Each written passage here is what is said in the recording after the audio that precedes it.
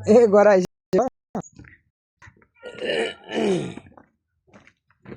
अन्त त्यो निलो घरै पुगिन्छ कि किन खै कहाँ पुगिन्छ त बाटै सक्यो त्यही बाटो कपडा सुकाउने काम भइरहेछ यो आल्छ होइन चाहिने बाटो नै हिँड्नु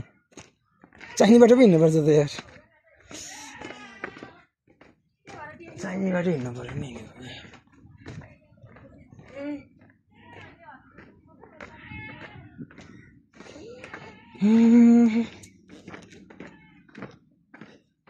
को हल्ला गर्ने यहाँ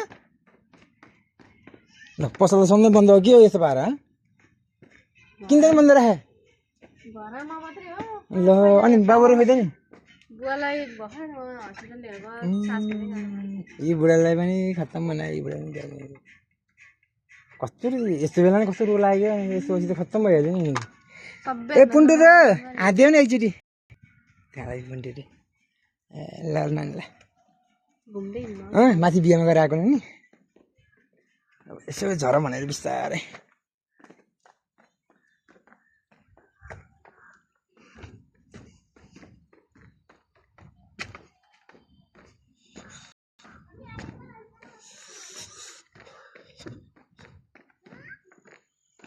जमाइमा छुट्टै भएको अहिले कि है हेर्दा हेर्दै निलो गरेर जाने नि यो बाटो हो कि तल जाने नि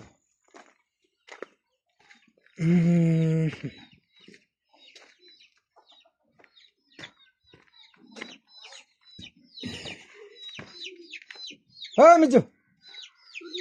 सुतेछन् मिजु जहिले पनि भेटा होला सधैँ सुतिरहनु लु आराम छौ ए भने के छ खबर हो नि के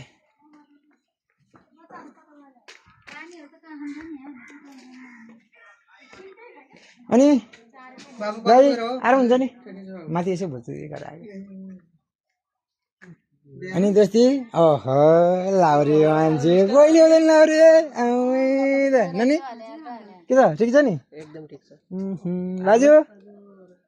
ए धेरै बजीदेखि हाम्रो लाउरे जति बुढो त्यति झिल्के अनिल दाई जति बुढो त्यति साह्रो बुढो नि भएन नि है सही होइन जति बुढो त्यति झिल्केको मान्छे त कहिले बुढो पनि हुने तिमीलाई अनि अरू छ सब ठिक छ दाइ एकदम आराम कता घुमेर आउनु हो त माथि बिहामा गएर आएको छ ए पाडा छोराको जान पर्यो नि जिग्री नै हुने जमानाको जिग्री यत्रो है तिमीहरूमा हामी हेर्ने बेला कति भन त बिहा गर्ने बेला भयो होइन बिहा गरिसक्यो अब एउटा न अरू कुरो ल्याएर बेहुली ल्याइसक्यो बजाराको बाजु हिजो अब जनता ओ मेरो मिजु मिजु सुतिरहनु भनेर म मिजुलाई छोडेर आएको फेरि क्या हो क्या परिहाल्यो पऱ्यो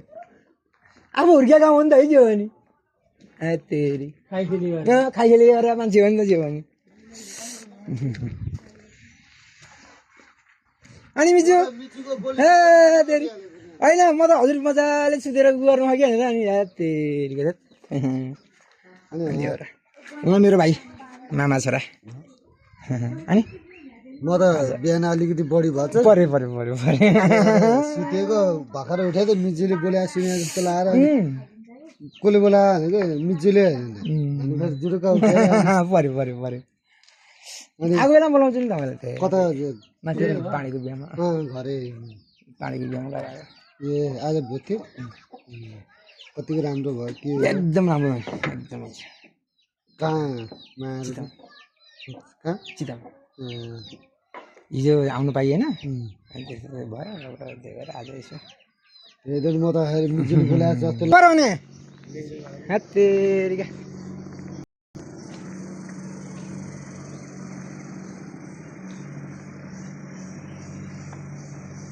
जेठो भाइ एकछिन पकाइ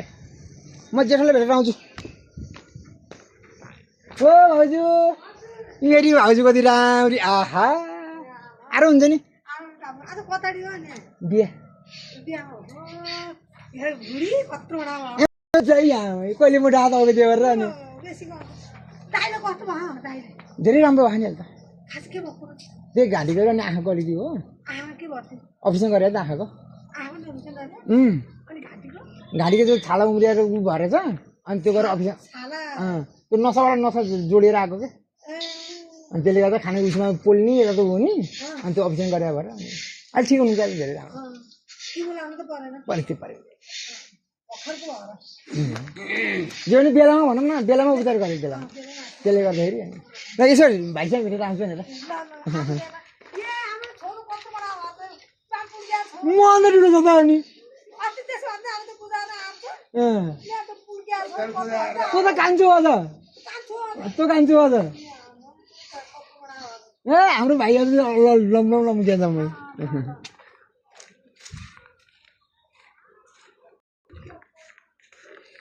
तँलाई पक तँलाई पक तँलाई पक तँलाई पक तँलाई बाबु त्यही हो बल्ल बल्ल आएको भाइले यसो भेट भनेर भाइ अब यो पार देखिहाल्यो हजुर आराम हुन्छ नि आरामै छ सर है अनि के छ खबर तिमीलाई तँलाई तँलाई चाहिँ अलिक कसरी माया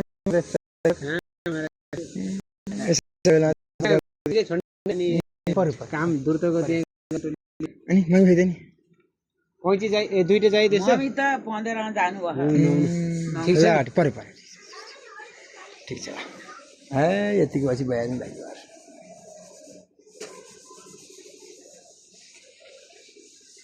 अरू जान्ने त छैन अस्ति आयो के अरे 15 मा थाले हैं यहाँ बिहे आउँछन् छोरा माथि बिहामा जम्मा काम थाल्छन् अनिको मेहनत दिन्छ केटो त अनि अनि यतिको छोरोकोले पाउँछ नि अहिले जमानामा भनेको कहाँ पाउने अनि आमा हेर त कस्तो भइछि पचाएर त्यही भएर त माया लाग्छ पाँचै भाइ छोरा हो 3 भाइ हाम्रो 2 भाइ भन्नै पर्दैन त्यो त